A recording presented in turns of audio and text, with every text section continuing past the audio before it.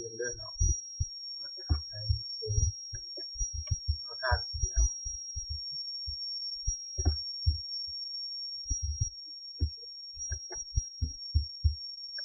คิดรายหาร่วมรายหาเท่ากับรายหาไม่ใช่แน่บ่รวมรายหามีเงินเดือนเงินสอนเพิ่มเงินเดือนบวกกันก็ได้เนาะบวกเซลล์มันบวกเซลล์จะว่าเสร็จซ้ำเขียนอะไร H U M เปิดวงเล็บหรือว่าลำขีดใส่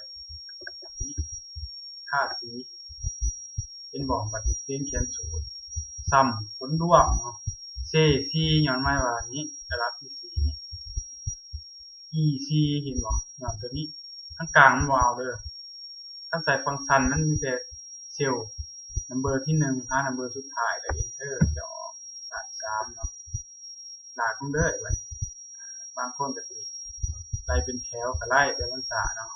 ร่วมไล่ครับมาดูของไม้ท่าสีกดเดียวคือไม้ร่วมไล่จ่ายเท่ากับค่าน้ำค่าไฟเนาะอย่างนี้อาจารย์ใส่ออโต้ซัมเลยนำคลิกใส่2กับตึ้งออโต้ซัม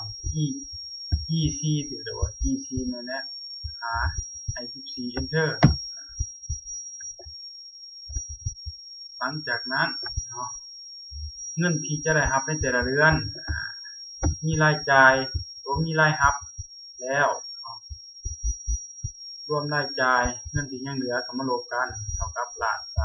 3มาลบในตัวนี้เหลือ900,000 ไปหลังเลยไว้ที่สุดเห็นบ่รวมเงินทั้งหมดเท่ากับซ้ำได้เลยเนาะ K 14หา K4 หา K11 คือเขียนสูตรเขียนสูตรเนาะก็เขียนแบบนี้เนาะต่อมามีหยังหน่อยสุดคือการนำบทเรียนของแม็กมินเนาะทำคลิปไปเลยครับคนที่1หาคนที่8เท่านั้นบทตกแหวนยาวสอบหาค่าใหญ่สุดแม็ก MA เท่ากับก่อนทุกครั้ง MA แล้วคลิกใส่ครับนี่เท่านี้สูตรต่างกันไหมเนี่ยคนออก98นี่คูณหลายๆตัวนี้คูณน้อย